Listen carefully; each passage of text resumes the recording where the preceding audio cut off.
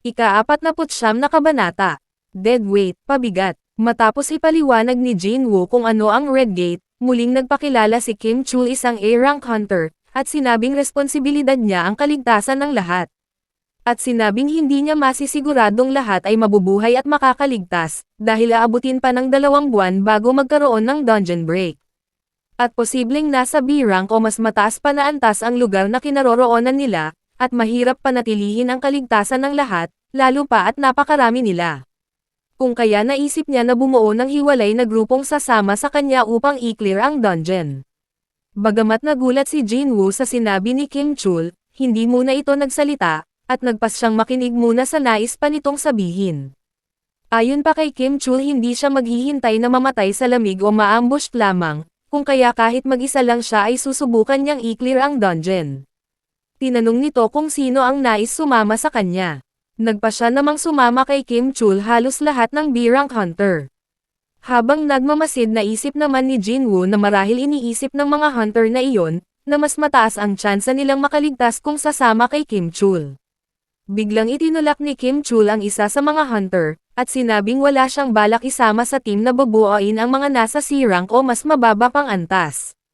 Habang nakatingin kina Jinwoo, sinabi ni Kim Chul na ang isang araw sa loob ng lugar na iyon ay 1 oras lang sa labas. Kung kaya maaring abutin ng ilang buwan bago mapatay ang boss, o mabuksan ang dungeon, kaya hindi niya gustong magsama ng pabigat lamang sa team. Bagamat nagpahayag ng di pagsang-ayon ang ilan sa mga ito, hindi nagbago ang pasya ni Kim Chul, bagkus sinabing wag ang mga itong mawalan ng pag-asa. Dahil kung sakaling buhay pa lahat matapos nilang mapatay ang boss, makakalabas naman lahat sa dungeon na iyon. Inagaw naman ni Park Hee-jin, isang B-rank hunter, ang pansin ni Kim Chul, at sinabing nais niyang sumama sa grupo ni Jinwoo. Pumayag naman si Kim Chul, habang nagtataka kung bakit sa kabila ng pagiging niyang A-rank hunter, ay mas pinili nitong sumama sa kabilang grupo. Naisip din nito na marahil ay naawa ito kina Jinwoo. At dahil may isa pang bakante, pumayag na si Kim Chul na magsama ng isa pa, nagpresenta naman ang hunter na itinulak nito na siya nang sasama sa grupo.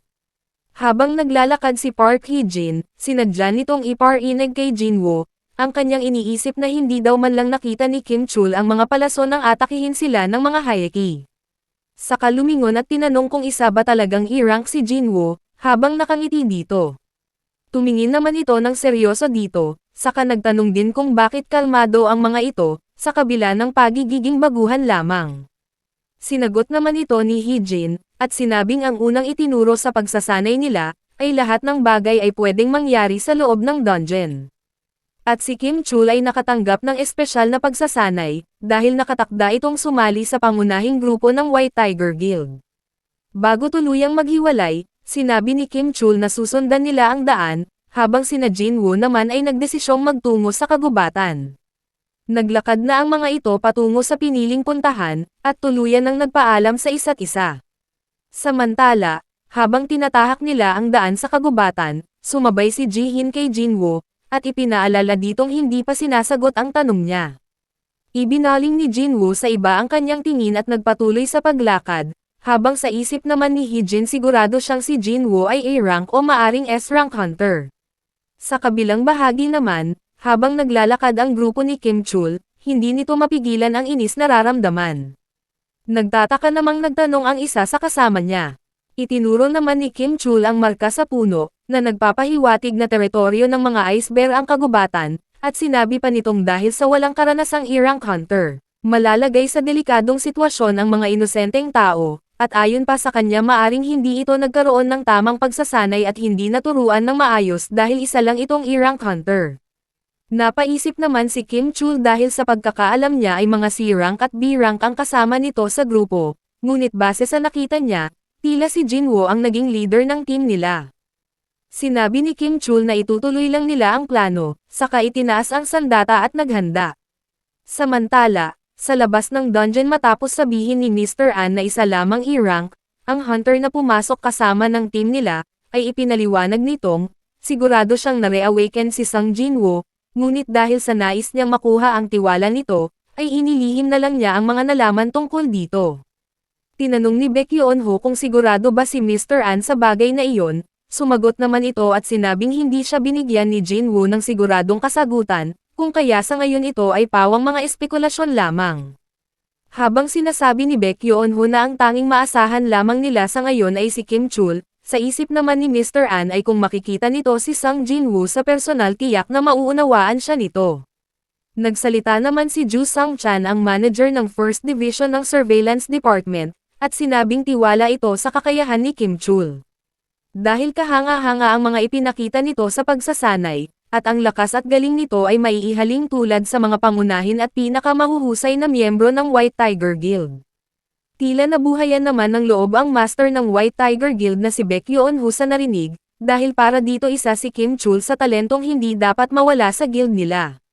At umaasa si Baekhyun-ho na bilang A-rank hunter mapapamunuan ni Kim Chul, nang maayos ang mga B-rank hunter upang maklear ang dungeon.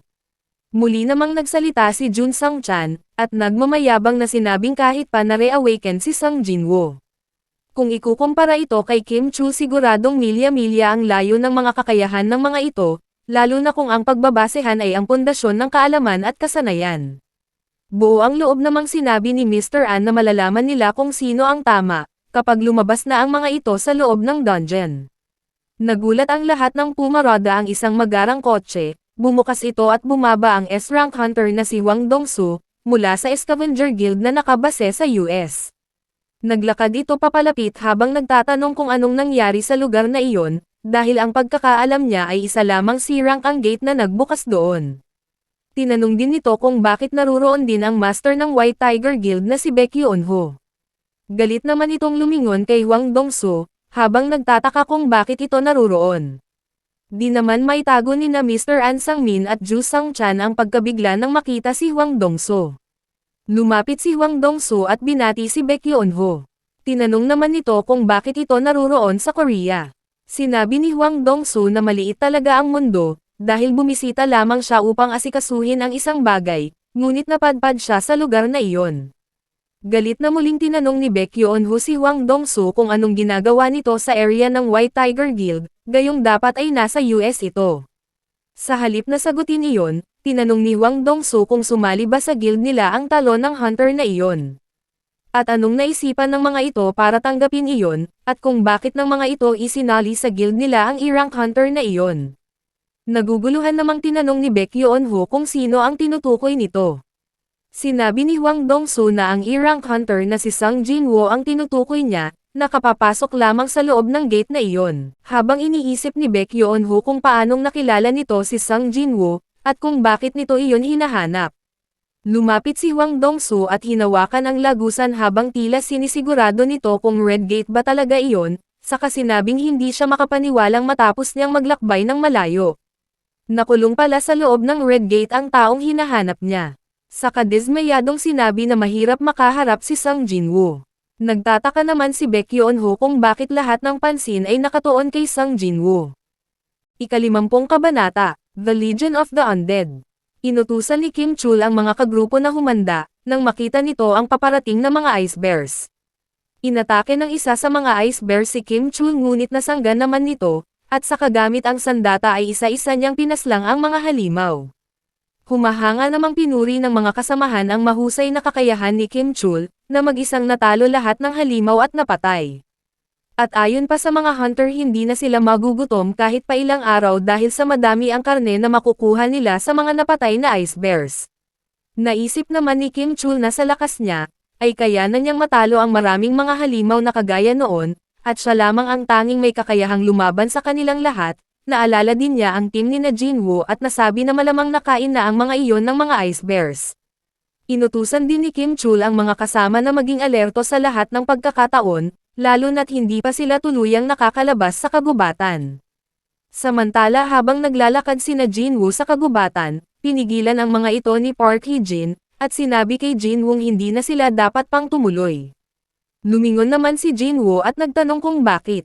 Itinuro naman ni Hee-jin ang marka na gawa ng mga ice bears sa puno, at sinabing ang kagubatan ay tiyak na teritoryo ng mga iyon. Kung kaya kailangan na nilang bumalik, habang wala pa ang mga magical beast doon. Napabuntong hininga na lang si Jinwoo at sinigurado lang ang sinabi ni Hee-jin, na kung ang ibig bang sabihin nito ay puno ng ice bears ang kagubatang iyon. Nagtataka namang natanong na lang ni Hee-jin kung may mali ba sa nasabi niya, naputol ang dapat pa nitong sabihin ng tumalikod na si Jinwoo. At sinabing iyon mismo ang dahilan kung kaya mas dapat silang pumunta pa sa loob ng kagubatan, na lalong ikinagalit ni Hee-jin. At nang gagalaiting tinanong kung hindi ba narinig ni Jinwoo ang sinabi niya, at kung gusto na ba nitong magpakamatay. Tila naiinis namang sinabi ni Jinwoo na hanggat nasa loob sila ng kagubatang iyon, ang tanging kaaway lang na dapat nilang isipin ay ang mga ice bears. Kung saan mas madali itong kalabanan kung ikukumpara sa mga Hayeki o Ice Elves. Tila natauhan naman si Hee-jin at saglit na napatigil, nang napagtantong tama si Jinwoo, dahil kung mananatili sila sa kagubatan, walang ibang mas malakas na kaaway silang makakaharap. Maliban sa mga ice bear. Nilingon muli ni Jinwoo si Hee-jin, at tinanong kung hindi ba ito nilalamig sa klase ng kasuotan nito. Saka binuksan ang kanyang inventory, at isa-isang binigyan ng panlamig na jacket ang mga kasama, sabay sabing mas mahirap kung mamamatay ang mga ito sa lamig bago pa sila makaharap ng mga halimaw. Nagtataka naman si Hee-jin nang iabot nito sa kanya ang panlamig, at naisip kung spatial magic ba ang ginamit ni Jinwoo.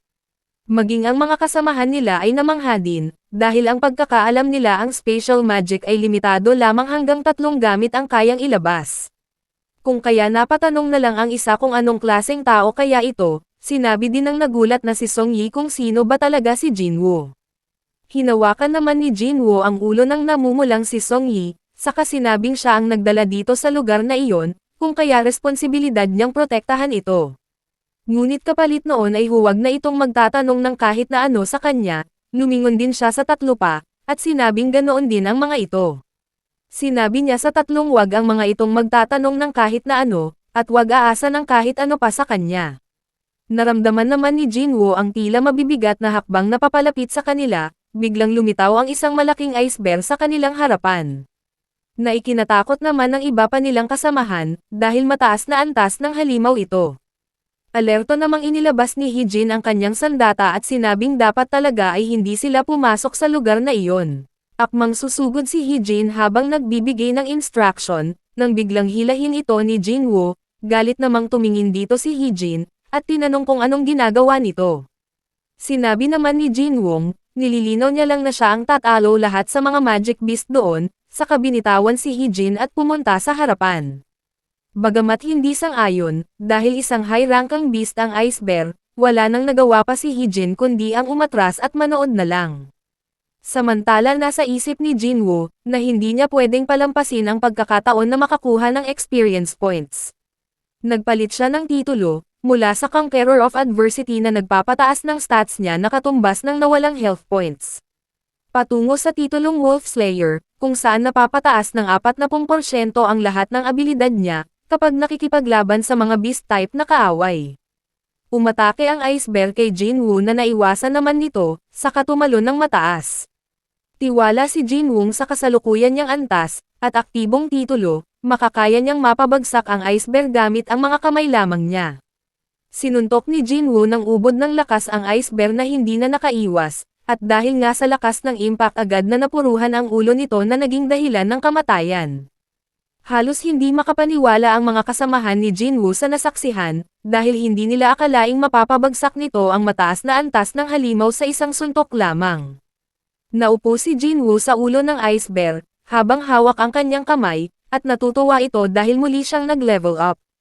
Nakakuha din siya ng mataas na puntos sa kasanayan, dahil sa isang mataas na rank ng halimaw ang kanyang natalo. Di pa rin makapaniwalang napatanong si Park Hee-jin kung sino ba talaga si Jinwoo. Samantala sa labas ng gate, matatanda ang master ng White Tiger Guild na si Baek Yeon-woo ay nagalit ng husto nang makita ang S-rank hunter na si Hwang Dong-soo. Kung kaya mula sa kulay kahel na buhok nagbago ang kulay nito at naging puti, kasabay ng mga mata nitong nahahawig sa kulay ng mga mata ng tigre. Humarap itong muli kay Hwang Dong-soo na nakatingin naman sa pulang gate, at nagtanong kung ano ang kailangan nito kay Sung Jinwoo. Nang aasar namang sinabi ni Hwang Dong-soo na wala na itong pakialam pa doon, dahil sinusubukan lang niyang magsaya. Bagamat naiinis, ipinaliwanag ni Baek Yeon-woo na kung ano man ang pakay niya, wala silang magagawa dahil nakasarado ang Red Gate.